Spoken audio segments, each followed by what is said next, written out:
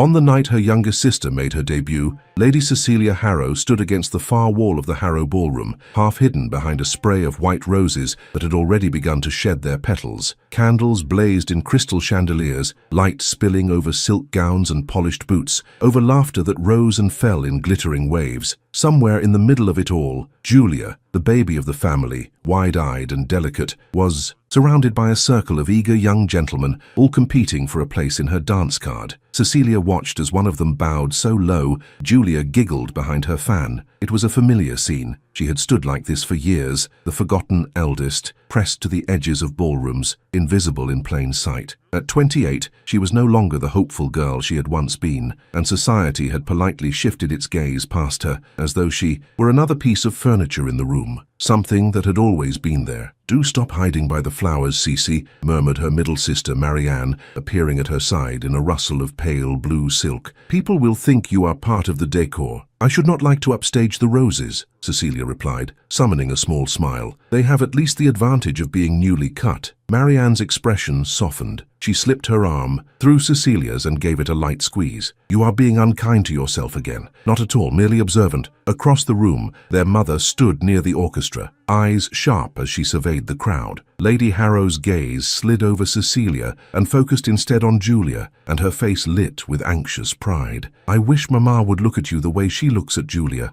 Marianne whispered. "It is not fair." "Fair?" Cecilia's smile thinned. Life had stopped being concerned with fairness years ago, somewhere between her father's sudden passing and the quiet realization that her first season had come and gone with no serious offers. The younger girls had been launched into society while she had become something else entirely, the responsible one, the steady one, the one who smoothed torn ribbons and calmed frayed nerves and never, ever caused trouble. Wallflowers did not cause trouble. A stir at the far end of the ballroom caught her attention. The footman at the top of the staircase straightened with near military precision and raised his staff. "His Grace, Adrian Blackwell, Duke of Ravensmore," he called. The music faltered. A murmur swept through the guests. Cecilia's hand tightened on Marianne's arm, unthinking. Even she could feel the atmosphere shift, as though the very candles had stiffened in their sconces. "The Duke of Ravensmore, the most feared man in London drawing rooms," they said. Not because he shouted or stormed, he hardly raised his voice at all, but because of his unflinching, unreadable calm. Men who owed him money paled at the mere sound of his name. Widows sought his favor. Mothers whispered strategies to daughters in overdressed parlors. He had never married. He cut a dark figure at the top of the staircase, tall and impeccably dressed in stark black, save for the crisp white of his cravat. There was nothing particularly extraordinary about his features: sharp cheekbones, a strong jaw, eyes too pale to be gentle, yet people seemed to fall back as he descended, as though instinct warned them not to stand in his way. "It's him," Marianne breathed. "Why would he come here?" Cecilia kept her gaze fixed on him. "Perhaps he is fond of overcrowded ballrooms and inadequate ventilation." "Cece." Marianne tried to sound scandalized, but there was a hint of amusement. It faded as the Duke reached the last step, and their mother practically flew across the room to greet him, curtsying low. Within moments, he had disappeared into the crowd. Cecilia told herself she did not care. Men like Adrian Blackwell did not notice women like her. They noticed glossy, laughing creatures like Julia, like Marianne. They noticed the season's diamond, not the jewel that had been quietly set aside years ago. A group of matrons had gathered near Cecilia's corner, their fans fluttering as they whispered. "They say he ruined Lord Fenwick with a single conversation. Cold as ice, that one, but with a mind like a trap. No one dares cross him, not in business nor in the house." Cecilia turned away. The talk of merciless dukes and ruined fortunes belonged to a world that did not intersect with hers. Her realm was here, ensuring Marianne did not dance with gentlemen she disliked, reminding Julia to breathe during her first waltz, making sure the household accounts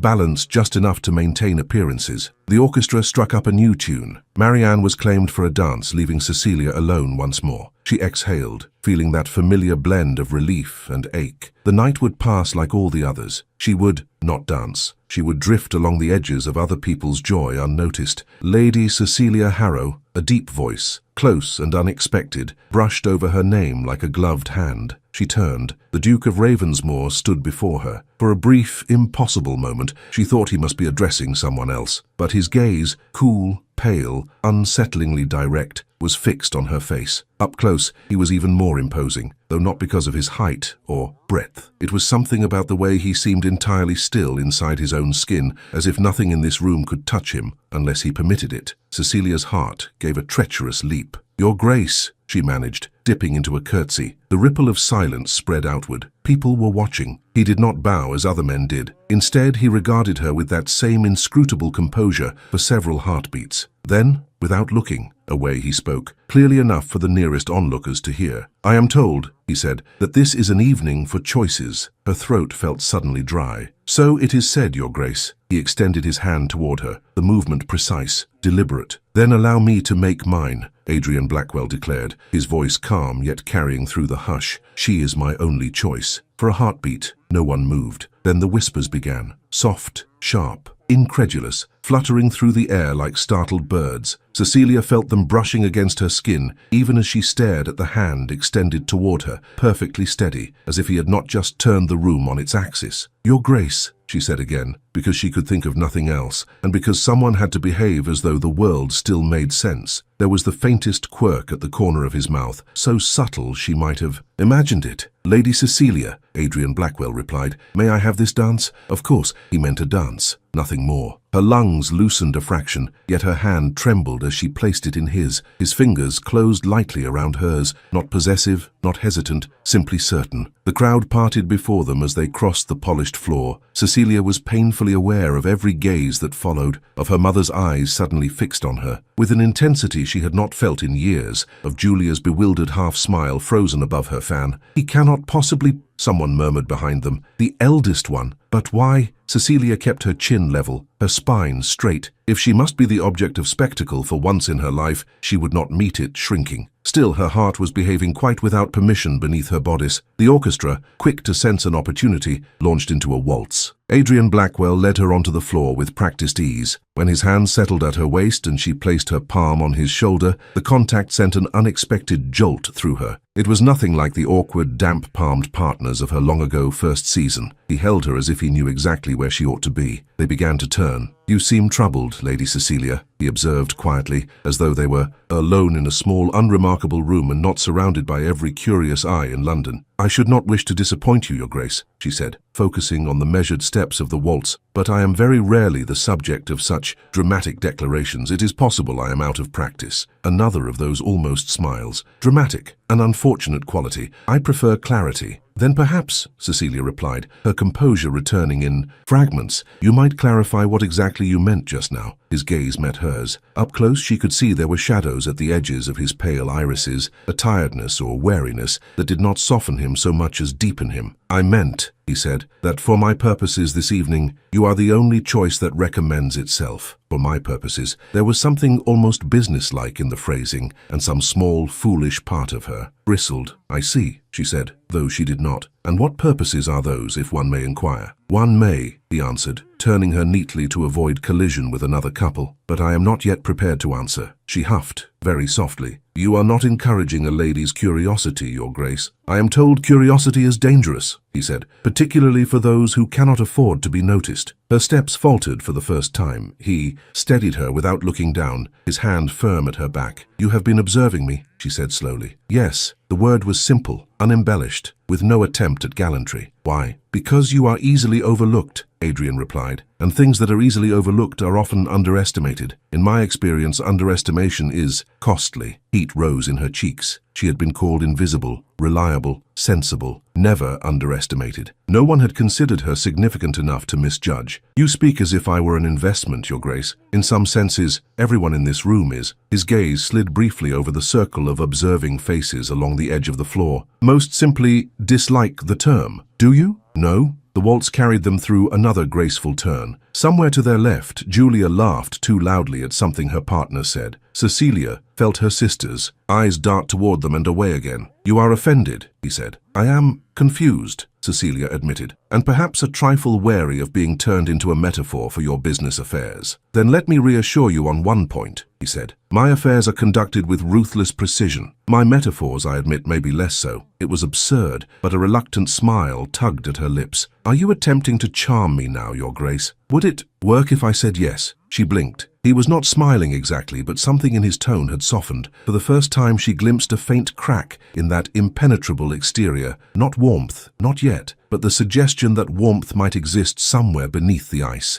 The music drew to its last sweep and faded into a murmur of applause. Reluctantly, she loosened her hold. He released her hand only after the final note. "Thank you for the dance," she said, dipping in a curtsy. "Do not stray far, Lady Cecilia," Adrian Blackwell replied. Before she could ask what he meant, he turned away, not toward Julia, not toward the eager cluster of ambitious mamas, but in the direction of Lady Harrow. Her mother's fan stilled mid-flutter as he approached. The room's attention shifted with him like a tide. Cecilia, left on the edge of the dance floor, felt suddenly exposed and oddly untethered. Marianne materialized at her side. "Cece, what is he doing? Mama looks as though she might faint." "I do not know," Cecilia said, though her pulse had begun to thrum in her ears. "Should we—" But before Marianne could finish, a matron brushed past them, whispering to her companion, "He would never— surely he means the younger one." Cecilia stepped back, seeking a view between two towering gentlemen. She found it. Her mother standing before the Duke of Ravensmore, her expression a careful blend of hope and alarm. His Grace inclined his head slightly, then spoke in a tone low enough to be private, yet not so low that fragments could not float outward. "Not interested in fleeting prettiness," he was saying. "I require a duchess of steadier character." "A duchess," Lady Harrow repeated faintly. "Your Grace,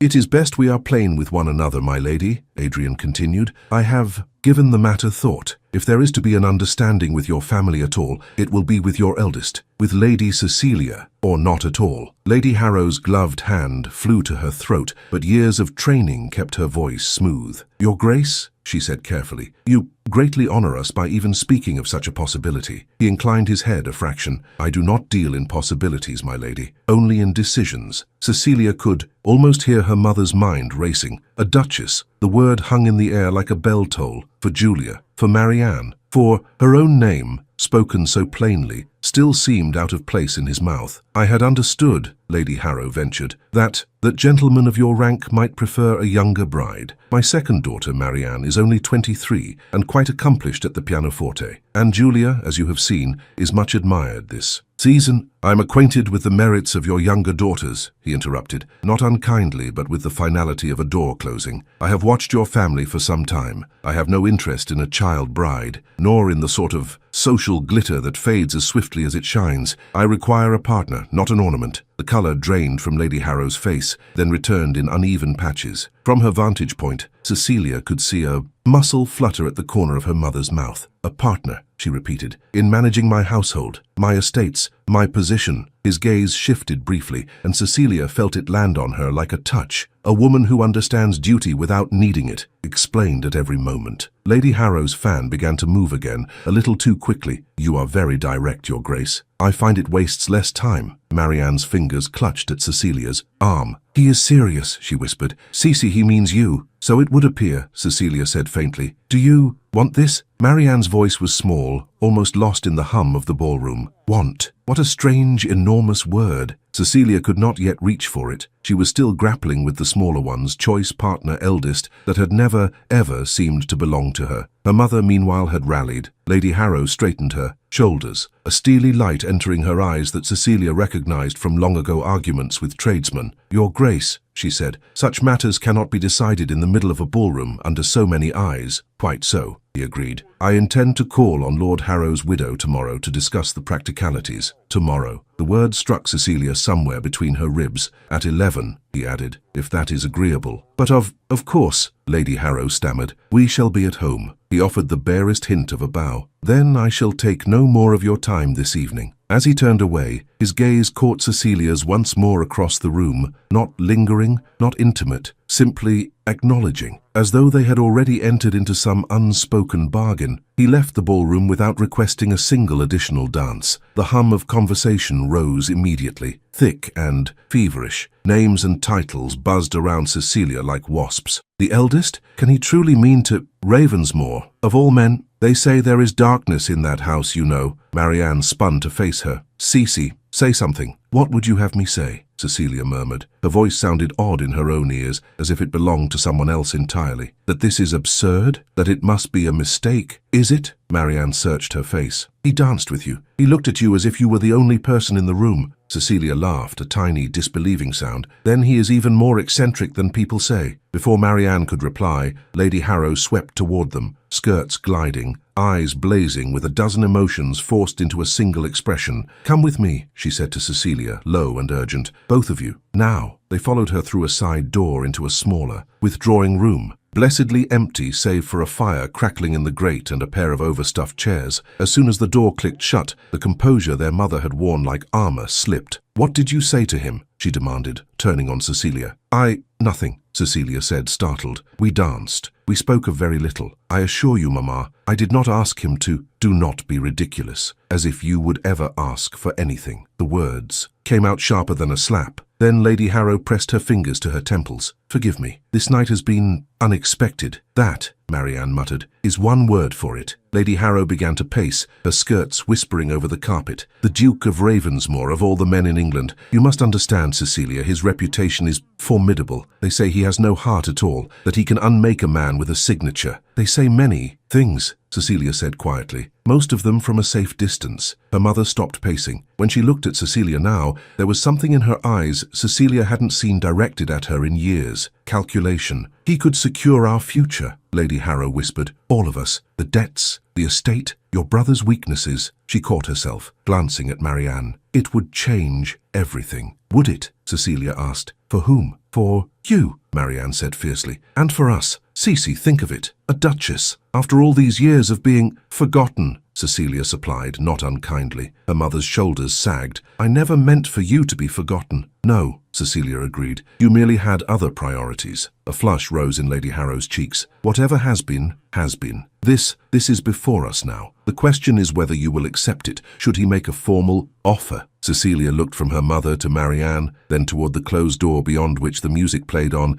as if nothing at all had shifted. Do I truly have a choice? She asked. For once, neither of them answered, and somewhere, beneath the confusion and the flicker of hope and the cold, clear terror, a quieter thought rose in Cecilia's mind, unwelcome, persistent. Why, of all women, had the most feared man in London decided he wanted the one who had spent a lifetime being invisible? Morning came too early. Cecilia had slept little, her thoughts refusing to be coaxed into any sort of order. Every time her mind quieted, she would recall the feel of his hand at her waist, the steady weight of his gaze, the single, astonishing word, Duchess. She rose before her maid knocked and dressed with uncharacteristic indecision. After rejecting 2 gowns as too bright, too hopeful, she chose a soft dove-grey muslin. It was the colour, she thought dryly, of uncertainty. Downstairs, the house felt strained at the seams. Footmen polished surfaces that had already gleamed. Carpets were brushed twice, curtains adjusted and readjusted. Lady Harrow had summoned every available flower into the drawing-room, creating a battalion of vases that filled the air with a heavy sweetness. Sit by the window, her mother instructed when Cecilia entered. No, not that chair, the other one. Yes, that catches the light better. Try not to look solemn. How would you prefer I look? Cecilia asked mildly, smoothing her skirts. Grateful, Lady Harrow said, then flinched as if she had startled herself. Marianne, perched on the edge of the settee, shot Cecilia a sympathetic grimace. Julia drifted in a few moments later, her usual brightness dimmed by stubborn confusion. This cannot be real, Julia announced, flopping into a chair. He barely looked at me. Not that I mind, of course, he seems terrifying, but people keep asking me if I am terribly disappointed, and I do not know what to say. You might start with, good morning, Marianne suggested. Julia huffed. Good morning, is that better? Cecilia swallowed a laugh, though her nerves felt too tightly strung to allow much amusement. She crossed to the window as instructed, resting her fingers on the back of the chair rather than sitting. Cecilia, her mother said sharply, do sit, and remember to smile when he enters. Not too broadly. We are not simpletons, but receptive. This is a negotiation for my life, Cecilia murmured, but she sat. The clock on the mantel ticked with an almost accusatory precision. They were all staring at it when the door finally opened and the butler cleared his throat. His Grace, the Duke of Ravensmore, Adrian Blackwell, stepped into the room, not in stark black as he had the night before, but in deep charcoal. his cravat precisely tied. Daylight did nothing to soften him. If anything, it sharpened the contrast between the pale of his eyes and the darker shadows beneath them. He bowed not deeply, but with impeccable correctness. Lady Harrow, ladies. They rose. Cecilia managed the smallest of curtsies, her knees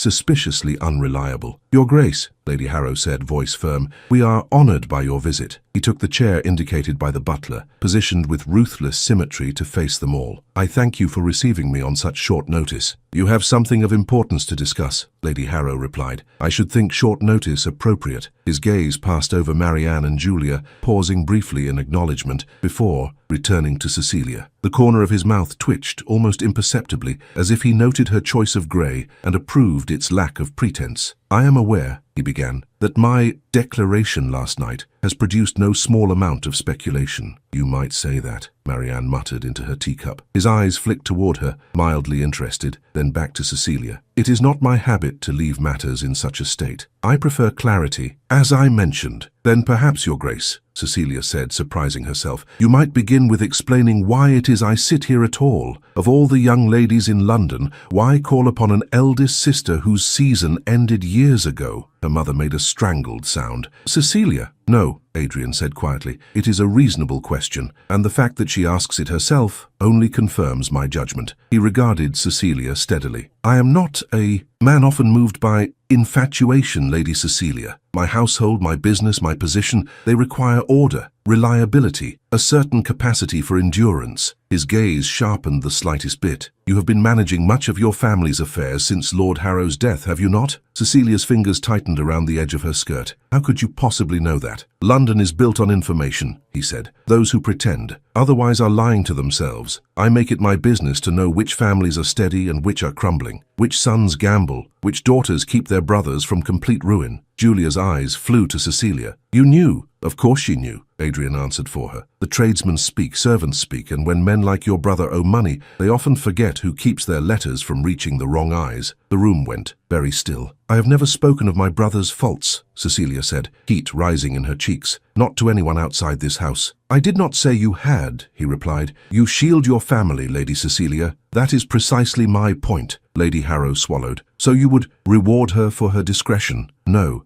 Adrian said. I would rely on it. He leaned back, folding one ankle neatly over his knee, as if they discussed the weather rather than the shape of her future. I will be frank, he continued. There are those who would see me fail, some for reasons of political rivalry, others out of personal spite. There are rumors around my house that amuse them. His jaw tightened briefly. I require a duchess who will not faint at whispers, nor fan them with her own. Julia shifted uncomfortably. Marianne watched him with narrowed eyes. And in return, Cecilia asked softly. In return, Adrian said, you would have a position no one could overlook. Protection for your family, stability, control over a household and estates that match your capability, and I hope, my respect. It was such a simple word, respect, yet it landed with more weight than all his talk of titles and estates. Cecilia held his gaze. Are you offering for me, Your Grace? Lady Harrow made a tiny, helpless noise and went utterly silent. Adrian did not look away. Yes, he said, I am. The clock ticked once, twice, thrice. But there is something you must know about Ravensmoor, he added then, the faintest shadow crossing his features. About me. I will not marry you under false impressions, Lady Cecilia. Before you answer, you must hear the truth of why they call my house cursed. The word cursed slipped into the quiet like a draught, chill and unwelcome. Lady Harrow's spine stiffened. Julia's hand crept unconsciously to her throat. Marianne's eyes flashed with a mixture of curiosity and caution. Only Cecilia remained very still, the grey of her gown blending with the light from the window,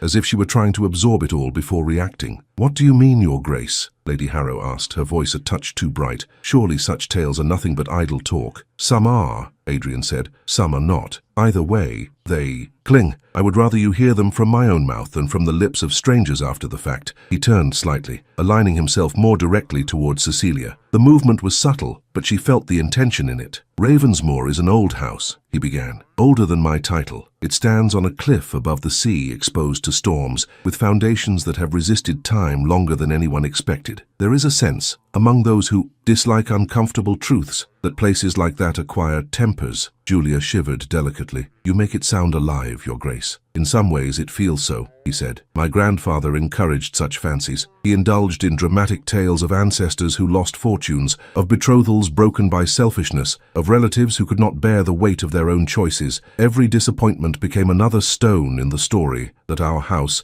was doomed to sadness. Stories have power, Marianne murmured. They do, Adrian agreed, particularly when repeated often enough. When my father inherited, he was already half convinced that certain patterns could not be changed. He saw misfortune where there was only poor decision. He hoped for transformation without altering anything himself. The result was predictable. The pause held a lifetime. He made unwise choices, Adrian said, deliberately plain. Trusted the wrong men. Agreed to terms he did not fully understand. When he realized what he had done, he withdrew from society, from his responsibilities, from his family. I was very young, but old enough to observe, old enough to decide that I would not repeat his patterns. Lady Harrow's expression shifted, some of her tension easing. There was nothing spectacular or lurid in this version of events, only the slow erosion of will. Somehow that made it sadder. And your mother? Cecilia asked quietly. Adrian's gaze flickered, just once. She loved my father very much. She felt the world had disappointed him. When he began to step back from it, she did as well. The house became quiet, too quiet. After she passed, Ravensmoor became a place people spoke of in hushed tones and avoided in invitations, as if grief itself were catching. Cecilia's fingers tightened on the arm of her chair. She could imagine it, long corridors hushed, not with sinister secrets, but with the gentle, suffocating weight of mourning. People did not know how to speak of that, so they said, cursed instead. It was easier. You returned to London, she said, to prove them wrong. I returned, Adrian said slowly, to prevent ruin. I learned every ledger, every agreement. I observed. I listened. I stopped trusting in charm and started trusting in numbers, in consistency, in those rare people who do what they say they will do. And yet, Marianne put in, not unkindly, people still whisper about Ravensmoor. Of course, he said, people enjoy a tragic tale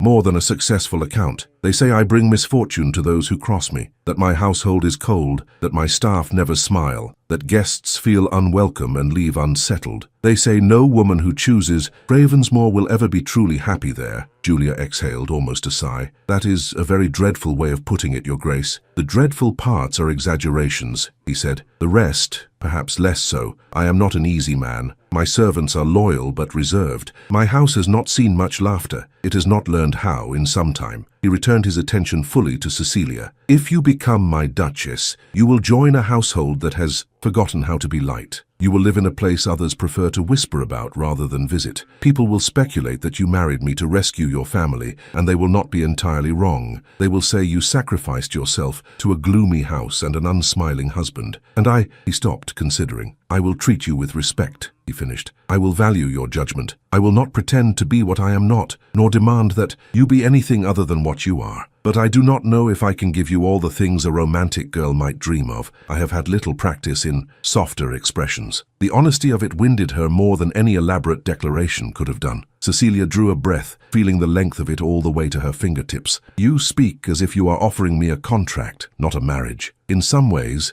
Adrian said, the two are not so different. Expectations, promises, commitments. The difference, Lady Cecilia, is that this particular agreement would tie your days to mine. I feel you have the right to know what that would truly mean. Silence settled over the room again, but it felt different now, thicker, weighted with choice. Lady Harrow's lips parted as if to prompt, to persuade, but no words emerged. Marianne watched her elder sister with open concern. Julia looked from one to the other, as if seeing Cecilia for the first time, not as a steady backdrop, but as a woman standing at the edge of a vast unknown. Finally, Adrian spoke once more, very quietly. Knowing this, he asked, could you ever imagine saying yes to Ravensmoor, and to me? For a long moment, Cecilia could only hear the ticking of the clock and the faint rustle of her own breath. Could you ever imagine saying yes? The question did not feel like a snare. It felt like a key, placed carefully on the table between them, with no hand forcing hers toward it.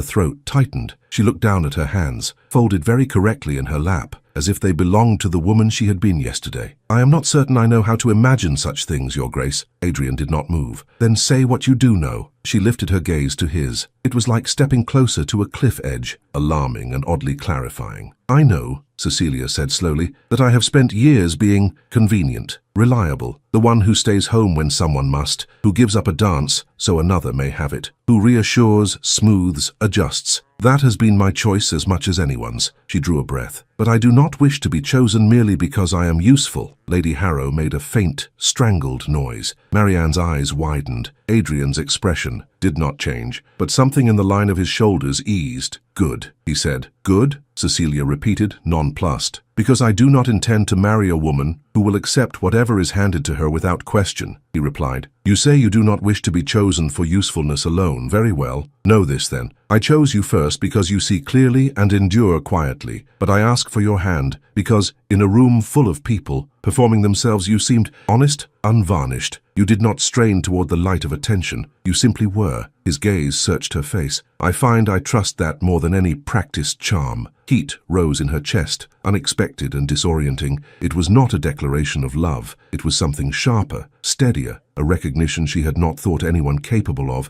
much less the most feared man in London. Your Grace, Lady Harrow said carefully, if I may. No, Mamma, Cecilia said, surprising them all. Not this time. If I am to answer at all, I must do so myself. Her mother subsided, visibly torn between pride and panic. Cecilia looked back at Adrian. You speak of trust, she said, but you also speak of information. You know so much already about my family, about my brother. Does your offer come with terms beyond those you have stated? Marianne's head whipped toward him. Julia's hands tightened on the edge of her chair. Adrian regarded Cecilia for a long moment. You suspect I mean to secure your brother's debts by securing you, he said at last. Do you? She asked very softly. No. The answer came without hesitation. If I wished to unmake your brother, Lady Cecilia, I would not need a wife to do it. I owe you that bluntness. As it stands, I have interests in certain notes he has signed. That is, all your acceptance or refusal will not alter the numbers in my ledger. Cecilia's stomach sank and lifted at once. Then why tell me any of this? She asked. Because you asked, he said, and because if you marry me, you will stand beside me in truth, not in carefully arranged half-light. There will be no secrets about the foundations we stand upon. I have lived in shadows enough. There was a weight to that last sentence that belonged to another time, another wound she did not yet know. The room seemed to shrink around them. Julia's usual chatter had deserted her entirely. Marianne was watching Adrian as though seeing him, really seeing him for the first time. I will not press for an answer now, he added then unexpectedly. You have spent too long being driven by other people's urgency. Take a day, 2 if you wish. Consider. His gaze was unwavering. If, after that, you cannot imagine any kind of life at Ravensmoor that does not feel like a sentence, then refuse me. I will not pursue the matter further. Lady Harrow gasped. Your Grace, you cannot mean— I can, he said, and I do. Cecilia's heart beat so hard, she wondered if anyone else could hear it. You would accept refusal, she said slowly, and still hold my brother's notes. Yes, and you would not retaliate against us. A flicker of something like pain crossed his features, gone almost before she could name it. I am not in the habit of punishing women for choices that do not suit my convenience, Adrian said quietly. I have seen enough of that pattern to last a lifetime. Their eyes held, a bridge forming in the space between them made of unsaid things and the thin, startling thread of shared understanding. Very well, Cecilia whispered. Then I will think. He rose, smoothing his coat. Calf with automatic precision. That is all I ask. Lady Harrow looked as if she might argue, but one glance from her eldest daughter, calm, steady, unexpectedly firm, stilled her tongue. Adrian bowed to each of them in turn. When his gaze reached Cecilia again, it lingered, a fraction longer than politeness demanded. Know this, Lady Cecilia, he said, his voice low but clear. Whether you say yes or no, you are not invisible to me. Then he left. The door closed with a gentle click. Only when the sound faded did the room explode. A day, Lady Harrow cried. You need no day. You need at least a day, Marianne countered fiercely. Perhaps 3, Julia exhaled in a rush. He is utterly terrifying, she declared, and I cannot decide if I like him or not. Cecilia did not answer. She moved to the window, pressing her palm lightly to the cool glass. Below, she saw his carriage roll away, dark and purposeful against the pale winter light. Could she imagine saying yes? As the carriage disappeared from view, another thought, quieter, more dangerous, whispered through her mind. Could she imagine, now that he had truly seen her, going back to a life where no one did? She closed her eyes, caught between duty and a strange, unsettling hope, knowing that whatever answer she chose would shape not only her future, but the fate of a house that the world had decided was cursed. The house felt different when one carried a question through its corridors. Cecilia discovered this as the morning wore on, the familiar creaks of the staircase, the faint scent of beeswax and old wood, the low murmur of servants. Nothing had changed, and yet everything had. It was as if every corner were watching her, waiting to see whether she would step left or right. After Adrian's departure, Lady Harrow had insisted she eat something, pressing a plate of toast upon her with hands that shook. "You cannot think properly on an empty stomach," her mother said, before proceeding to pace so violently that Marianne finally steered her from the room on the pretense of needing her opinion on a torn hem. Julia drifted in and out like an anxious wren, perching on the edge of chairs and twisting her ribbons. "I know I ought to say I am overjoyed for you, Saisi," she said for the third time, "but I keep thinking of him standing there last night, all stern and carved. Do you suppose he has ever laughed?" "I imagine he must have," Cecilia murmured, spreading jam with far more care than the task required. "Otherwise his face would surely have cracked from the strain by now." Julia giggled, then sobered. "But truly, would you not prefer someone softer?" Cecilia looked at the sunlight sliding across the table. Would she? Once, perhaps. Once she had spun quiet imaginings about warm-eyed gentlemen who spoke poetry in gardens and remembered the color of her gown. Those dreams had faded, slowly and without ceremony, like wallpaper in a sunlit room. Now, she was less certain what she preferred, and more certain of what she could no longer bear, the slow erasure of herself. When she had eaten as much as she could manage, Marianne seized her hand. "Come to the garden," she said. "If you stay inside, Mama will hover until you say yes, simply to give her something solid to clutch." They escaped while Lady Harrow was occupied with a flurry of letters. Outside, the winter sun lay thin over the sleeping flower beds. The bare branches of the trees traced delicate patterns against a pale sky. They walked side by side along the gravel path, their skirts whispering. For a while, neither spoke. "He asked you to choose," Marianne said at last. "That alone makes him different from half the men we know." "He asked me to choose knowing full well what my answer means for all of you," Cecilia replied. "That makes him dangerous." Marianne nudged her shoulder. "Everything is dangerous if one looks closely enough. Staying is dangerous in its own way. Do you think the world will be kind if you remain here forever? It will call you the Harrow spinster, the dependable aunt, the handy nursemaid. Men will come to you with their problems and leave with their gratitude, and not one will stay." "I already live that life," Cecilia said quietly. "At least, a version of it." "Yes," Marianne said, her voice suddenly fierce, "and it is not enough for you whether you dare admit it or not." They reached the far end of the garden, where a wrought-iron bench sat beneath a leafless elm. Cecilia sank onto it, smoothing her gloves. Marianne remained standing, arms folded. "What do you think of him?" Cecilia asked. Marianne considered. "He unsettles me," she said finally, "but not in the way Papa's creditors did, nor in the way certain charming gentlemen do when they smile too easily. He seems immovably himself, as if he has chosen a shape and refuses to be bent out of it for anyone." "That does not sound comforting," Cecilia observed. "It is not," Marianne agreed, "but I wonder if it is honest. At least you would know where you stand with such a man. He would not praise you today and forget you tomorrow." Cecilia traced a pattern on the ironwork with her gloved finger. "He said I was not invisible to him." Marianne's expression softened. "Then perhaps the question is not whether you can bear Ravensmoor, Cece, but whether you can bear to step back into the shadows,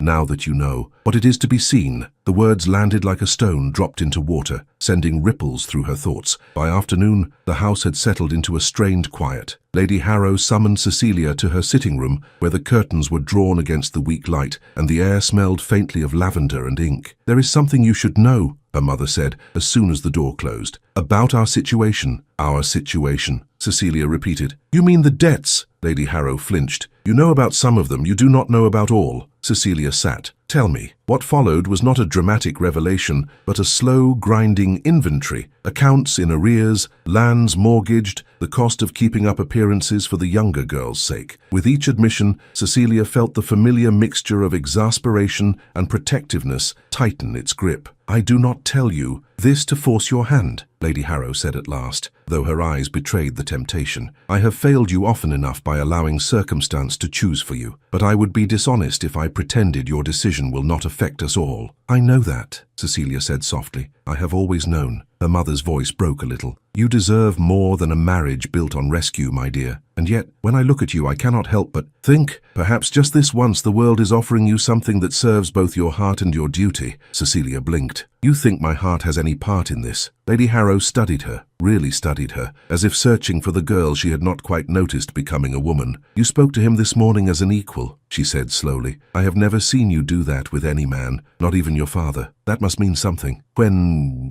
Cecilia left her mother. Her head buzzed with numbers and memories and possibilities. The rest of the day unfolded in a blur. A half-hearted attempt at embroidery, a book left unread on her lap, the clatter of a tray in the corridor, making her start as if it were a summons. It was nearing dusk when the butler tapped at her door. "Begging your pardon, my lady," he said, "but a footman from His Grace's household has arrived with a note. For you. He insisted it be placed in your hand." Cecilia's fingers prickled as she took the sealed envelope. The wax bore the Ravensmoor crest, a raven in flight, wings spread. She broke it carefully and unfolded the thick paper. "Lady Cecilia, there is one matter I failed to speak of this morning, though it bears directly on any decision you might make. I find I cannot in good conscience leave it unsaid. There is a child at Ravensmoor." She stared at the words, the ink stark against the page, her heart suddenly hammering for reasons she could not yet name. For a heartbeat, the words meant nothing. "There is a child at Ravensmoor." They swam on the page, stark and unruly, refusing to align themselves with any expectations she had held, even the ones she had not admitted aloud. "Cece," Marianne's voice drifted from the doorway. "What is it? You've gone quite pale." Cecilia did not answer at once. She read on, the paper crackling faintly between her fingers. "There is a child at Ravensmoor. She is 8 years of age. Her name is Eliza. The world believes her to be mine. Rumour has never greatly troubled me when it concerned only myself, but it concerns her, and thus I find I care very much how she is seen. If you are to consider joining your life to mine, you have a right to know that your presence would touch not only my household and name, but also this child's small, already burdened world. Eliza's mother was my sister. She died when the child was born. Her husband followed her into the grave not long after, through a combination of foolishness and poor health. The details are unnecessary. Suffice it to say that by the time I could set my affairs in order and bring Eliza properly into my care,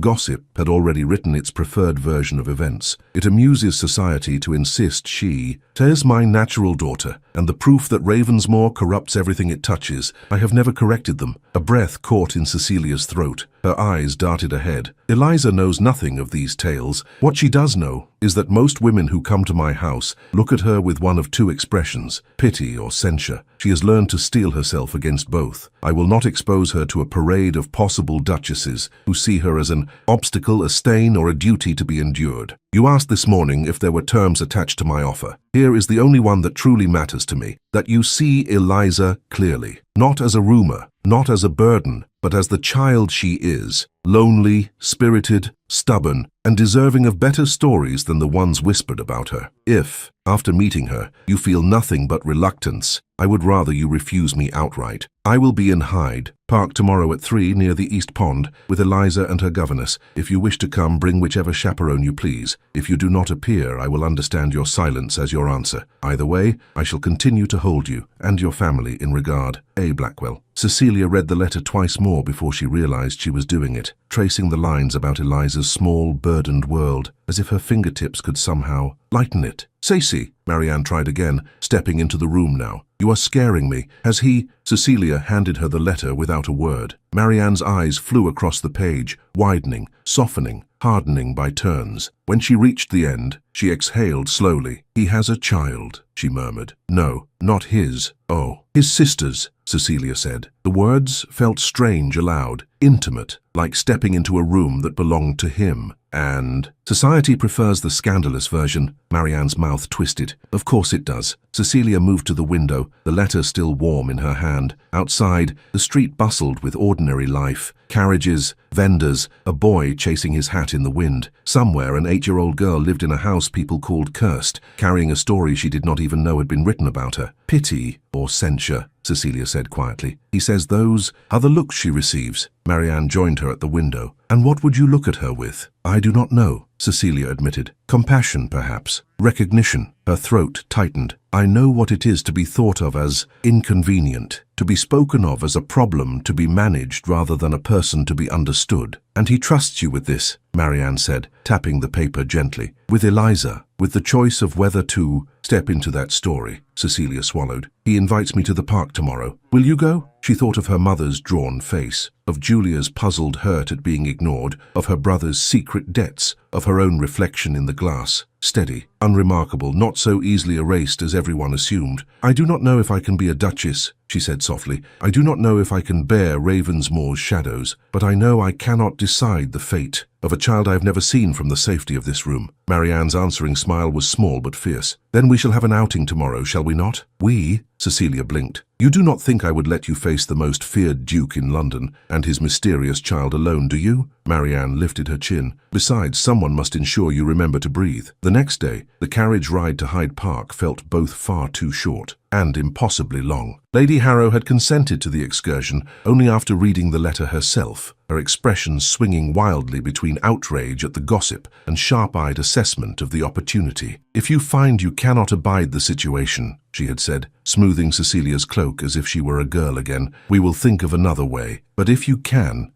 love that child, perhaps this is not a sacrifice at all. Perhaps it is a calling. Now, as the carriage turned onto the park road, Cecilia's heartbeat climbed into her throat. The winter air outside was brisk, scattering dried leaves along the paths. Gentlemen rode, ladies strolled, children darted underfoot like darting swallows. There, Marianne murmured, leaning forward. By the east pond, beneath a bare-branched tree, stood a familiar, tall, dark figure. Beside him, half hidden by his coat, was a small girl in a navy blue cloak, her hand tucked into his. A governess hovered a few paces away, watchful and discreet. As the Harrow carriage slowed, Adrian Blackwell turned his head. Even at a distance, Cecilia felt the full weight of his attention find her. The child at his side peered up at the approaching carriage, eyes wide and wary. Cecilia's fingers tightened on her reticule. In a matter of moments, she would step down from the safety of the carriage and walk toward the man who had seen her and the girl the world preferred to misunderstand, knowing that whatever passed between them now might decide whether she said yes to a house called Cursed and to the life that waited within it. The carriage rocked to a gentle halt. For a moment Cecilia remained seated, her gloved hand resting on the doorstrap, watching the small tableau by the pond as if it belonged to some other world. Adrian stood with his usual stillness, but the line of his shoulders seemed less rigid somehow, bent subtly toward the small figure at his side. The child, Eliza, clutched a folded paper bag in her free hand. Ducks clustered hopefully at the water's edge, bobbing their heads. Ready? Marianne murmured. No, Cecilia said honestly, but open the door, please. The footman let down the step and swung the door wide. Cold air rushed in, bright and sharp, with the scent of water and earth. Cecilia gathered her courage along with her skirts and descended. Adrian's gaze followed every movement, not possessive, but intent. He bowed as they approached. Lady Cecilia, Lady Marianne. His voice sounded different in the open air, lower, almost gentler, without the ballroom's echoing edges. Your Grace, Cecilia replied, curtsying. Her eyes shifted to the girl beside him. And this must be Miss Eliza. The child regarded her with solemn grey eyes that were startlingly direct. Her hair, a dark, unruly mass, had clearly lost a recent battle with her governess's brush. A faint dusting of crumbs clung to her cloak. She had clearly been feeding the ducks with great dedication. This is my niece, Adrian said, the slightest emphasis on the word. Eliza, this is Lady Cecilia Harrow, and her sister, Lady Marianne. They are acquaintances of mine. It was a careful word, leaving space on either side for whatever future might come. Eliza peered up at Cecilia. You're very tall, she announced. Cecilia blinked, then found a smile. Am I? I suppose I have had more time to grow than you. That is true, Eliza conceded. You're not wearing any feathers. Most ladies have feathers when they come to talk to Uncle. Do they? Marianne murmured. How alarming. Eliza gave her a quick, assessing glance, then looked back at Cecilia. They do not stay long, she added matter-of-factly. Something tugged in Cecilia's chest. She dropped into a slow curtsy, coming nearer to the child's eye level. Well, she said, I have never much liked feathers. They molt. It seems unfair that a lady should shed everywhere she goes. Eliza's mouth twitched, reluctant, as if unused to obeying the impulse to smile. Governess says I am not to laugh at grown ladies, she confided, without taking her eyes off Cecilia, but sometimes I want to. I find, Cecilia said softly, that wanting to laugh is generally a good sign. Adrian's gaze flickered between them, something unspoken easing in his features. "Miss Carter," he said, addressing the governess who had hovered a respectful distance away, "perhaps you and Lady Marianne might take a turn along the path. I believe the view from that rise is worth the climb." Marianne caught his intention immediately. "I should like that very much," she said. "Miss Carter, would you do me the kindness of pointing out the landmarks? My sense of direction is lamentably poor." The two women moved away, falling into polite conversation. Their figures grew smaller against the pale winter sky. Cecilia remained by the water, the hem of her cloak stirring in the breeze. Adrian stood beside her, Eliza between them, like the axis around which the moment turned. "Would you like to feed the ducks, Lady Cecilia?" Eliza asked suddenly, lifting the crinkling paper bag. "I should be honored," Cecilia replied. Eliza solemnly poured a small portion of crumbs into Cecilia's gloved palm. The ducks surged closer, quacking with shameless enthusiasm. The child watched them with an intensity that spoke of a mind always in motion. "Uncle says they are greedy," she said, "but I think they are just very certain of what they want." "Perhaps both things can be true," Cecilia said. Eliza frowned thoughtfully at the water. "Uncle is very certain," she said after a moment. "People do not always like that." "No," Cecilia murmured. "They do not." Adrian said nothing, but she sensed, rather than saw, his attention sharpen. "Do you like that?" Eliza asked, turning suddenly toward Cecilia. "That uncle is certain?" It was such a stark, simple question, no polite edges, no cushioning. Cecilia met the child's gaze and for an instant saw not an 8-year-old, but a young soul who had learned early to read the shifting weather of adults. "I think," Cecilia said slowly, "that certainty can be comforting if it is not used to push others where they do not wish to go." Eliza considered this. "Uncle does not push me," she said. "He pulls. It is different." Cecilia's brow furrowed. "How so?" "He says, 'Eliza, we will go this way,' and then he walks," the girl explained, "and I can stay or follow, but he always looks back, just once, to see which I did." Adrian exhaled, very quietly. "That sounds," Cecilia struggled for the word, "very considerate." Eliza shrugged one small shoulder. "It is just how he is." They fell into a companionable silence, broken only by the ducks splashing. The park stretched around them, full of lives intersecting for brief moments and parting again. "Do you like living at Ravensmoor?" Cecilia asked gently. Eliza's fingers tightened on the paper bag. "People say it is gloomy," she said, "and that it makes people unhappy." "What do you say?" Cecilia pressed. "There are drafts," Eliza admitted, "and some of the portraits look as if they are trying not to blink." A tiny smile ghosted across her lips. "But there are also very good hiding places, and Uncle lets me have the library as long as I do not climb the tall shelves." "You like books?" "Yes." She hesitated. "Books do not stare when I walk into a room." The quiet around them deepened. Cecilia's chest ached. "Do people stare often?" she asked softly. "At first," Eliza said. "When they come, they stare at me, then they stare at Uncle, then they whisper. Sometimes," she added, almost casually, "they look at me as if they are glad I am not theirs." Cecilia's hand closed around the last crumbs in her palm. The ducks swam away, disappointed, but she barely noticed. "Eliza," she said, keeping her voice steady, "if you were mine, I should be very glad indeed." The girl's head snapped up. Something raw and bright flickered across her face and vanished so quickly Cecilia might have thought she imagined it, if not for the sudden, almost wary hope in those grey eyes. "You would?" Eliza whispered. "Yes," Cecilia answered, before she could think better of such a binding word. "Very much." For a heartbeat, the world seemed to hold its breath. Then Eliza looked past Cecilia's shoulder, toward Adrian. "Uncle!" she called, voice carrying across the space between them, clear as a bell. "Is she the one you want to stay?" Cecilia felt the colour drain from her face as every muscle in her body went very still. "Adrian." Blackwell's pale eyes met hers over the top of Eliza's dark head, steady, searching, and filled with a question that suddenly felt far larger than any house, any title, any whispered curse. For a moment, the only sound was the faint slap of water against the pond's edge. Adrian did not look away from Cecilia. The question in his niece's voice hung between them, fragile and immense. "Yes, Eliza," he said at last, his tone as even as ever, but carrying something new beneath the surface. "She is the one I hope might choose to stay." Choose. Not be compelled, not be persuaded. Choose. Cecilia's breath caught. Eliza studied her with unnerving seriousness, as if weighing whether such a choice was sensible. "You hope," the child repeated, "but you do not know." "That depends," Adrian replied, still watching Cecilia, "on whether Lady Cecilia believes Ravensmoor and its inhabitants deserve such a hope." Cecilia felt suddenly as if she stood on a very narrow bridge between two lives. On one side was the familiar weight of obligation, of quiet rooms and overlooked years. On the other was a house on a cliff, a solemn man man who spoke in truths, and a girl who had just asked if she might be wanted. Eliza's fingers brushed Cecilia's cloak, a light, tentative touch. "Do you not like us?" she asked, too direct to be anything but honest. "Is that why you are thinking so hard?"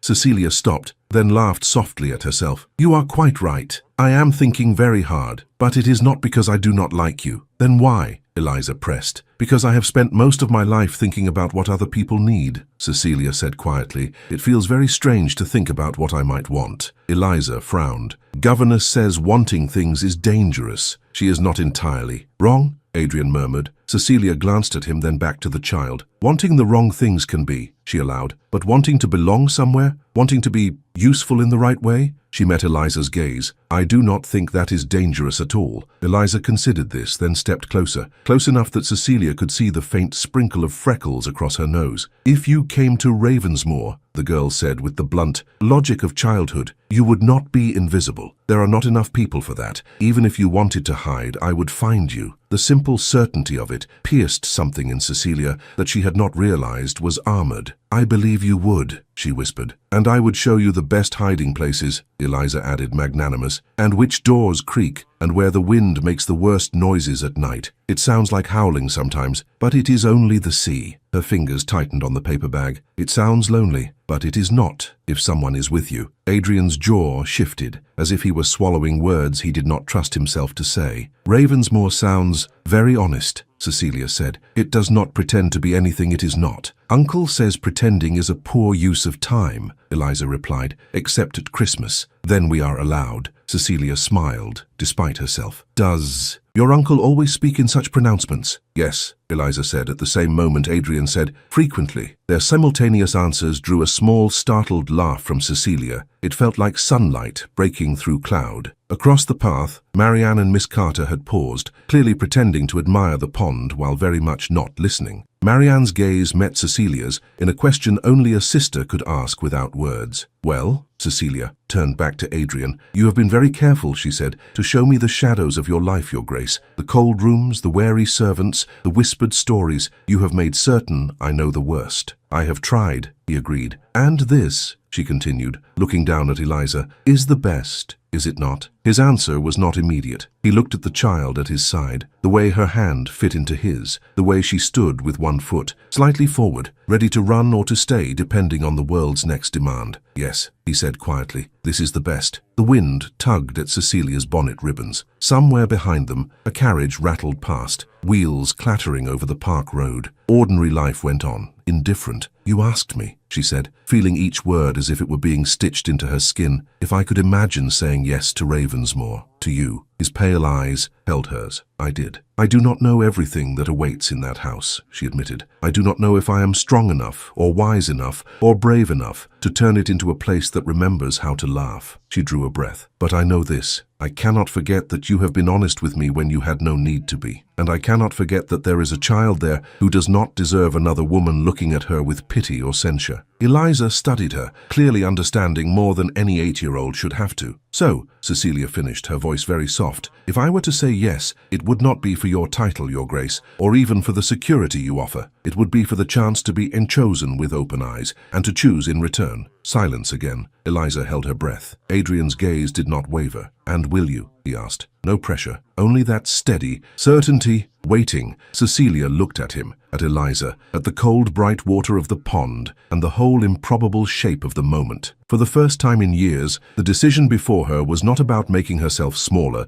to fit someone else's comfort, but about stepping fully into the space offered. "I will," she began. "Cece!" Marianne's voice cut across the path, urgent. She was hurrying toward them now, a folded paper clutched in one hand, Miss Carter trailing behind, scandalized by such unladylike haste. Adrian's brows drew together. Eliza turned, startled. Marianne reached them, slightly out of breath, and thrust the paper toward her sister. "This just came," she gasped. "A boy brought it to the carriage. It's from home, from Mama." Cecilia's fingers closed around the note, her heart dropping even as it raced. She recognized her mother's hand, upright and precise, but smudged at one corner, as if written in haste. Her eyes flicked to Adrian's, then back to the sealed fold. "Go on," Marianne urged. "Read it." With a sinking feeling, Cecilia broke the seal and scanned the lines. As she read, the color drained from her face. "What is it?" Adrian asked, his voice low but edged now. "What has happened?" Cecilia looked up at him. Shock and a dawning, terrible comprehension warred in her eyes. "It's my brother," she whispered. He's done something very foolish, and it has everything to do with you, Your Grace, and with Ravensmore." The words on the page blurred for a heartbeat before snapping into terrible clarity. "Cecilia, you must come home at once. It is Edmund. He has taken a desperate step, and I fear it may destroy us all. He has signed a promissory note for an appalling sum, and forged the Duke of Ravensmore's name as guarantor. The bearer threatens to go directly to His Grace if the amount is not repaid within 3 days. I do not know what to do. If this becomes public, our name will be dragged through the mud, and your brother may face ruin beyond mere debts. I cannot protect us from this. Only you might, if it is not already too late. Forgive me for burdening you so. Your mother." Cecilia felt the paper trembling in her hand before she understood it was her own fingers that shook. "Cece," Marianne whispered. "What has he done?" She handed her the note, unable to say the words just yet. Marianne read quickly, a flush of horror rising in her cheeks. "Oh, Edmund," she breathed. "How could you be so foolish?" Adrian had not moved closer, but the air around him seemed to tighten as if the very wind had drawn in its breath. "Lady Cecilia," he said, low, controlled, "I must ask you to be plain with me. What has happened?" She lifted her eyes to his. Shame burned up her throat, but there was no kindness in hiding this from him, not when his name was the one Edmund had dragged into the mire. "My brother," she managed, "has taken a loan he cannot repay. To secure it, he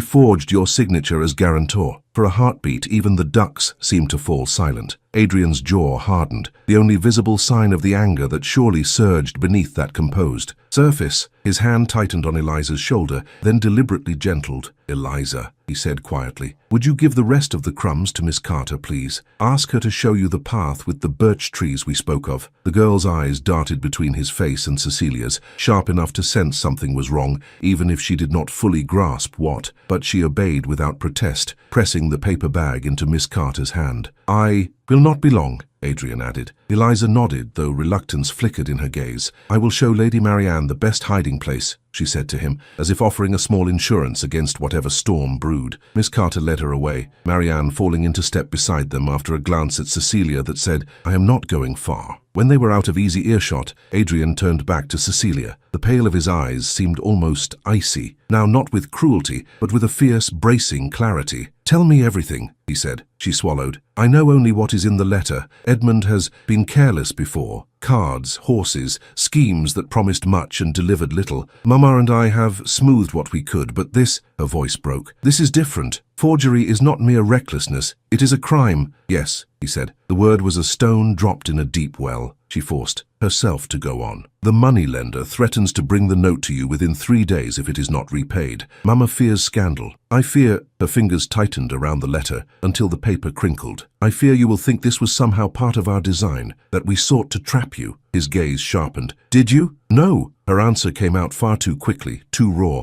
"I did not even know he had dealings connected to you. You must believe—" "I do," he said, cutting cleanly across her protest. She blinked. "You do?" "Yes." His tone was flat, but there was no doubt in it. "There are many things I will suspect of men who owe me money, Lady Cecilia. Setting you up as bait is not one of them. Your brother's forgery is his own doing. He will answer for that." A chill swept through her. "What will you do?" "That depends," Adrian said slowly, "on several factors. Who holds the note?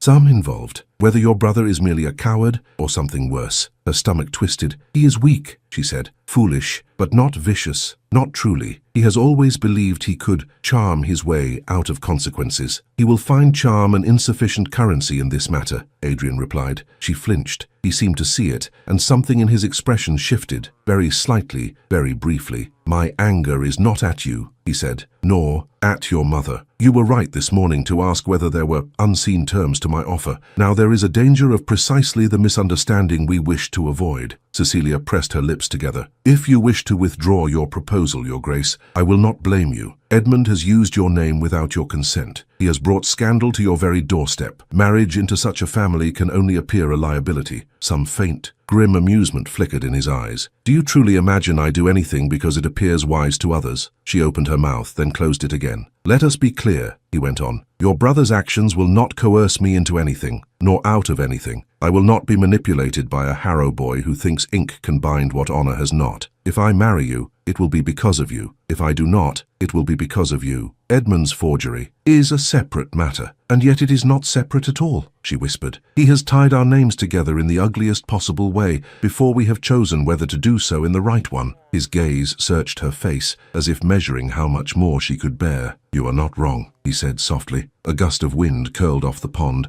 carrying the children's laughter from a distant path. The ordinariness of it all felt almost cruel. We must go to your mother, Adrian said finally. Now I need to see the note. I need the name of the man who holds it. Until I know the terrain, I cannot decide on the strategy. You would involve yourself. Cecilia stared at him. You owe us nothing, Your Grace. Edmund has committed a crime in your name. You would be entirely justified in crushing him, Adrian finished, one brow lifting. I am certain many would counsel it. It would send a useful message. He looked past her then, toward the path where Eliza walked between Marianne and Miss Carter, her dark head tilted, listening. When I was not much older than your brother is now, he said quietly, I watched a man destroy my father to prove a point. It did not make him stronger. It only made him smaller. His eyes returned to hers. I have no interest in becoming that man. Cecilia's heart twisted. Then what will you do? That, Adrian replied, depends in part on you. On me, she echoed, faint. Yes. He stepped closer, not so near as to be improper, but near enough that she could see the fine lines at the corners of his eyes, carved by years of measuring other men's intentions. If I act, the world will assume I did so because you asked it of me, whether you do or not. If I refuse to act, they will say I cast you aside when your usefulness ran out. Again, regardless of the truth, her breath came quicker. Then there is no choice that does not stain you, she said. There is one, he replied. What? She whispered. We face it together, Adrian said, as if your answer to my proposal were already yes. The words dropped between them, startling and impossible, and suddenly, somehow, the only thing that made any sense at all. Cecilia stared at him, her heart pounding so loudly she could barely hear. Her own voice when she managed, But, Your Grace, what if my answer is no? The question hung there, trembling between them. But, Your Grace, what if my answer is no? Adrian did not flinch. The winter light caught in his pale eyes, making them almost colorless, but his voice was calm. Then it will be no, he said simply. And I will go to your mother as a man wronged, not as your almost husband. I will deal with your brother as I would any other man who forged my name. You will be free of obligation to me, and I will be free of any claim to your loyalty. The words were a knife, clean and precise. They hurt because they were true. He took a breath, his gaze never leaving hers. Or, he continued more quietly, you may permit me, for this moment, to stand beside you as I would if you had already accepted me, to protect what can be protected, to face your family not as judge and creditor, but as the man who has asked for your hand. If you later decide you cannot bear the bargain, I will withdraw with that same understanding intact. The choice remains yours. Cecilia's heart thudded against her ribs. If you act for us now, she whispered, everyone will say I bought your favor with my acceptance. People will say what suits their appetite, he replied. If you reject me, they will say you are ungrateful. If you accept, they will say you are mercenary. If you do nothing, they will say you are a fool. I have lived long enough to know that the chorus never quiets, Lady Cecilia. We may as well make our decisions for better reasons than their comfort. She closed her eyes briefly. When she opened them, Eliza was a distant figure now, walking between Marianne and Miss Carter, her navy cloak a small patch of color against the pale path. If I agree to stand with you in this, Cecilia said slowly, it will not be a rehearsal. I cannot pretend my answer is yes if it is not. Adrian inclined his head. Nor would I ask you to, but perhaps this is the truest test of what a yes would mean. Marriage is not ballrooms and music. It is precisely this. Facing what is ugly and unfair and dangerous, together. The word together resonated through her, low and insistent. She thought of Edmund's careless smile, of her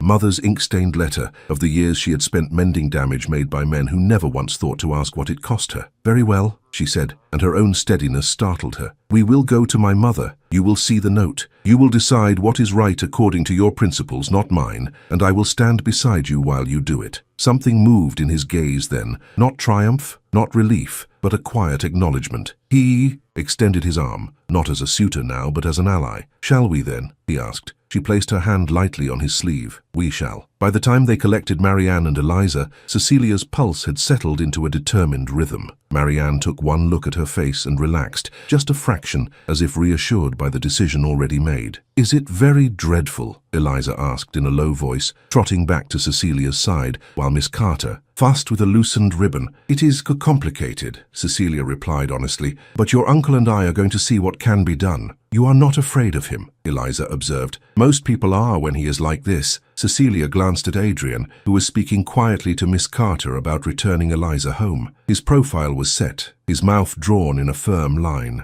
"I am not afraid of him," she said. "I am afraid of what might happen if the wrong people hold power over the wrong things." Eliza considered this, then slipped her small hand into Cecilia's gloved one with quiet certainty. "Then you should sit on the same side as Uncle in the carriage," she advised. "It is easier to fight the wrong things if you are next to each other." The advice of an 8-year-old should not have felt like benediction, but it did. A short while later, Adrian's carriage drew up before the Harrow townhouse. The ride had been taut with unspoken thoughts. The brief exchanges about the route, about the weather, spoke more of consideration than distraction. He did, in fact, sit beside her, their shoulders not quite touching, but near enough that she could feel his presence like a silent vow. Lady Harrow met them in the drawing room, her face pale and pinched, hands worrying a handkerchief into a crumpled knot. The moment she saw Adrian, she dropped into a curtsy, more instinct than grace. "Your Grace," she said, her voice thin, "I am deeply ashamed." "As you should be," he answered, not cruelly but without cushioning. "Where is the note?" She produced it with trembling fingers from a small writing desk, as though handling a venomous snake. Adrian took it, unfolded it, and read in silence. Cecilia watched the changes in his expression, small, controlled, but telling, the tightening. At the corner of his mouth, the minute lift of one brow, the long breath he let out through his nose. "So," he said at last. "Caldwell. You know him?" Cecilia asked. "Oh, yes." His tone was almost conversational. "An enterprising man with little conscience and an excellent memory for vulnerability. He has been circling my business affairs for years, looking for an opening. Your brother has kindly offered him one." Lady Harrow's knees seemed to give. She sank onto the nearest chair. "Will he go to the papers?" she whispered. "Will he bring the note to court? If he can use it to wound me, he will try," Adrian said. "But Caldwell values leverage more than spectacle. Public scandal spends the coin all at once. Quiet pressure lets him spend it again and again." He refolded the note with careful precision. "What will you do?" Marianne asked. Adrian looked at Cecilia, just briefly, as if confirming something they had already agreed upon without words. Then he turned back to Lady Harrow. "First," he said, "your son will come here. Now, I will speak to him." Lady Harrow's eyes flew wide. "He will not face you." "He had courage enough to write my name,"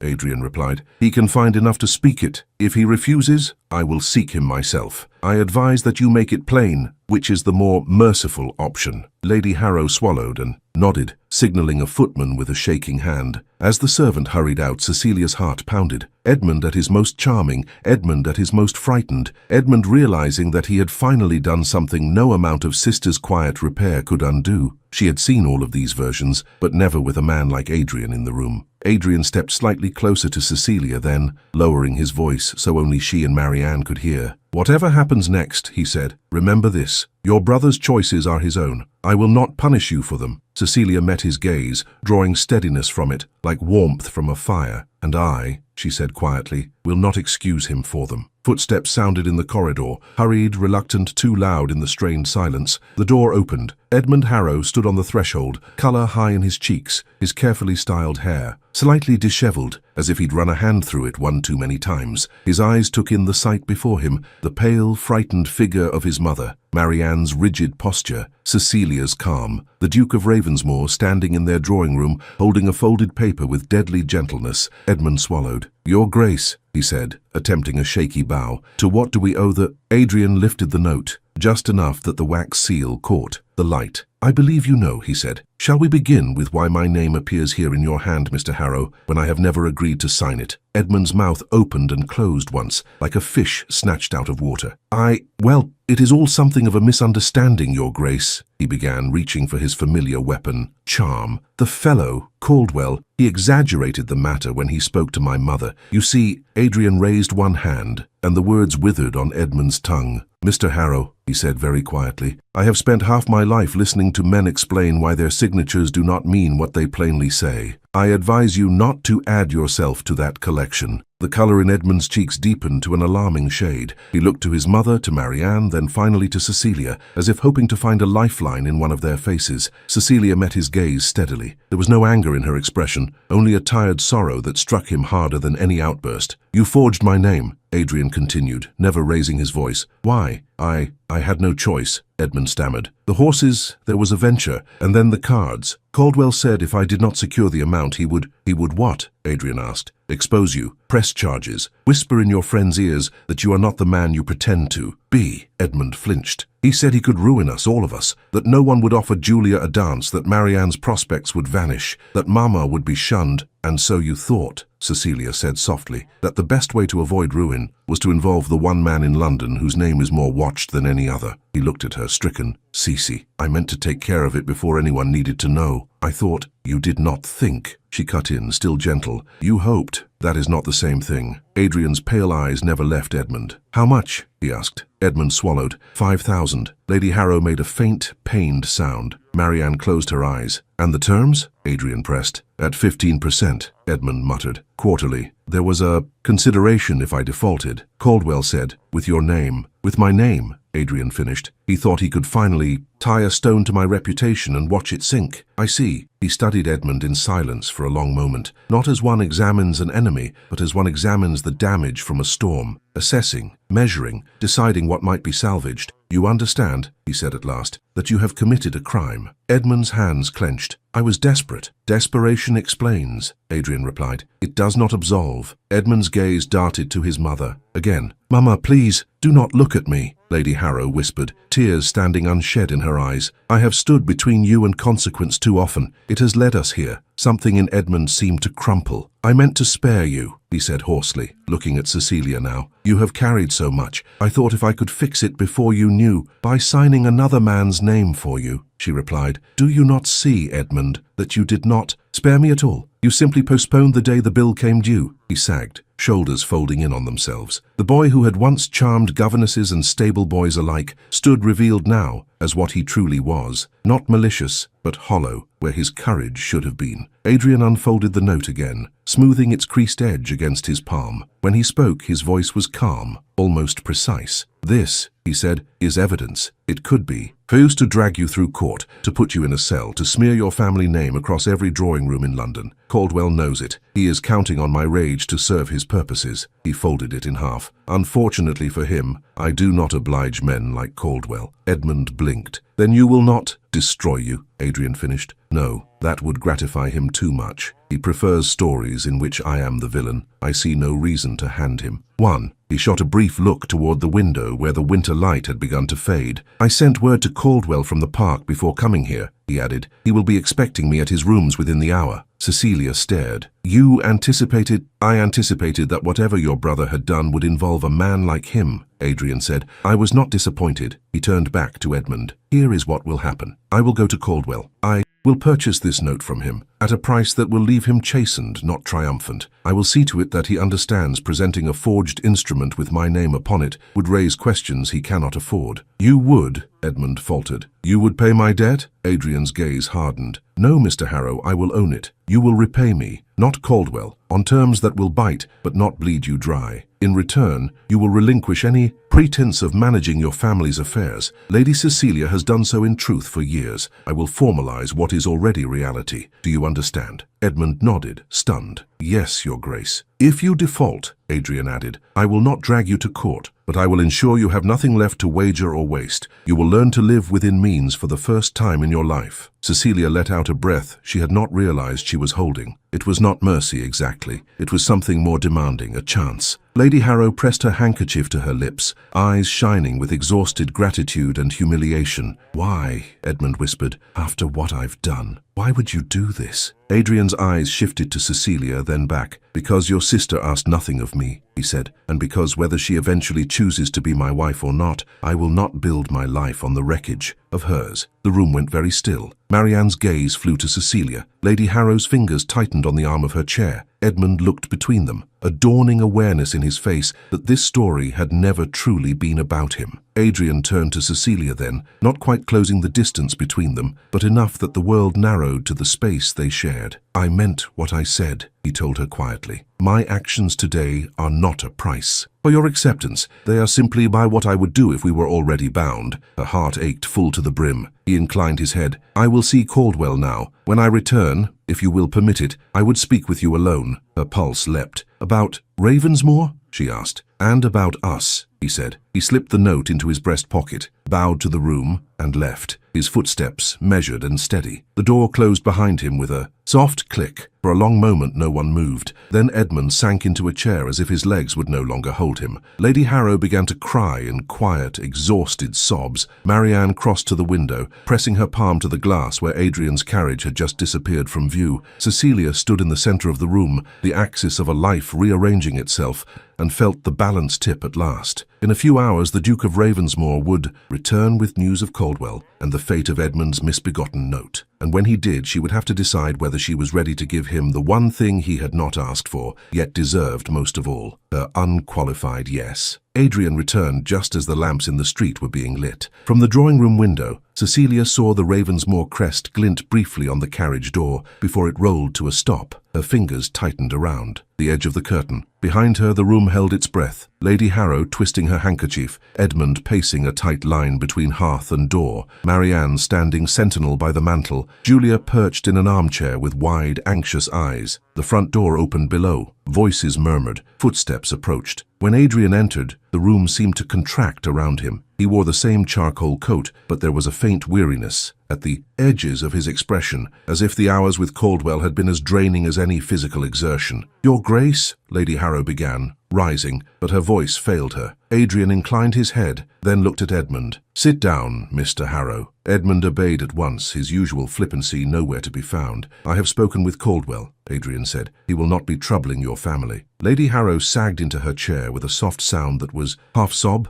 half prayer. Edmund's shoulders slumped. "He has sold me the note," Adrian continued, "and signed a statement acknowledging that he accepted it, knowing the signature to be forged. That paper will remain locked in my desk, unless he forgets his promises." "What did you say to him?" Marianne asked, unable to hold back. "I reminded him," Adrian replied, "of several obligations he has been careless with himself. Men like Caldwell are rarely as invulnerable as they wish to appear." There was no satisfaction in his tone, only a calm certainty. "And Edmund?" Cecilia asked quietly. Adrian turned to her, then back to her brother. "Your debt now lies with me," he said. "You will repay every pound. I have drawn up terms that will require effort, but not despair. You will spend the next year at the Harrow estate in Sussex, not in London, learning how to manage land and accounts under the eye of my steward. If you apply yourself, you may yet prove you have some substance beyond charm and ink." Edmund swallowed. "You would give me that chance?" "I would give your family that relief," Adrian corrected. "What you make of it is your own affair." Tears stood in Lady Harrow's eyes. "I do not know how to thank you." "It would be better," Adrian said mildly, "if you began by thanking your eldest daughter. Had she been a different sort of woman, this might have gone very differently." Cecilia felt color rise to her cheeks. "I did nothing." "You stood," he said simply. "That is not nothing." He turned to her fully then. "If I may, I would like a moment alone with Lady Cecilia." Lady Harrow hesitated only a heartbeat before nodding. "Of course." She gathered Julia and Edmund and swept them out. Marianne lingered half a second longer, catching Cecilia's hand in a brief, fierce squeeze. "Cece," her eyes said without words, "remember you are allowed to want this." Then she too was gone, and the door closed softly behind her. The quiet that followed was different from the strained silences of debt and fear. It felt expectant. Adrian crossed to the window, as if giving her space while also orienting himself. "Your brother will not be arrested," he said, looking out at the darkening street. "Nor will Caldwell speak of this. I cannot erase Edmund's choices, but I can prevent them from becoming a spectacle. You have done more than anyone had a right to ask," Cecilia said. He glanced at her over his shoulder. "You did not ask." She smiled faintly. "You are very determined to make that point." "It matters to me," he said. "I will not have you waking one night at Ravensmore wondering if you were driven there by desperation rather than desire." The word desire made her pulse jump, though he meant it in its broader sense. He turned fully, hands loosely clasped behind his back. "At the pond," he said, "you began to answer my question before your sister brought your mother's letter." "I did," she admitted. "I have not come to press you," he went on. "When I leave this house tonight, I want to do so knowing that whatever you decide, it was not wrung from you like a confession." She took a step toward him. Her heart was beating hard enough that she could feel it at the base of her throat. "You said earlier that facing ugliness together is what marriage truly is," she said. "I have seen that today." "And," he prompted gently, "and I have also seen," she continued, "what kind of man you are when no ballroom eyes are watching. You could have made an example of my brother. You did not. You could have used this as leverage over me. You did not." She drew a breath. "I was very nearly ready to say yes at the pond, Adrian." It was the first time she had spoken his name alone, without title. It hung softly in the air between them. "What stopped you?" he asked quietly. "Fear," she said honestly, "of your reputation, of Ravensmore, of waking one day and discovering I had traded being invisible for being caged." She met his gaze. "Today has shown me that whatever else your house may be, it is not a cage. And you are not a man who would thrive with a caged wife." Something eased in his expression, as if a line drawn too tight had finally slackened. "So," Cecilia said, her voice steady now, "if the question still stands, if you are still willing to have the forgotten eldest sister for your Duchess, then my answer is yes." For the first time since she had known him, she saw Adrian Blackwell visibly startled. It was small, a sharp breath, a brief widening of the eyes, but it was real. Then the surprise gave way to something deeper, a quiet, profound relief that warmed his whole face, softening its edges. "Are you certain?" he asked, not out of doubt, but out of respect. "Yes," she said. "I cannot promise I will never be afraid, but I can promise I will not run when the house whispers, and I will not let you stand alone in rooms you were never meant to face without a partner." He came closer, close enough that she could see the faint shadow of stubble along his jaw. Carefully, as if handling something infinitely precious, he took her hand. "Cecilia Harrow," he said, and his voice was no longer the voice of the feared duke in a crowded ballroom, but that of a man allowing himself to hope. "You honor me." He lifted her hand to his lips, his mouth brushing the back of her glove in a kiss that was almost formal, yet not quite. For an instant, the world narrowed to that single point of contact. Outside, a carriage rattled by, entirely unaware that the life of the woman at the window had just shifted on its axis. They were married 2 months later, in a ceremony that was smaller than society expected, and far more meaningful than the onlookers understood. The gossips had their feast, the fearsome Ravensmore duke finally wed, the overlooked Harrow sister elevated beyond anything her season had promised. They speculated about debts and desperation and curses. Cecilia did not listen. What she remembered of that day was the warmth of Marianne's hand in hers before she walked down the aisle, Julia's tearful grin, Eliza standing very straight in a simple white dress, as if holding herself together by sheer will, and Adrian at the front, waiting,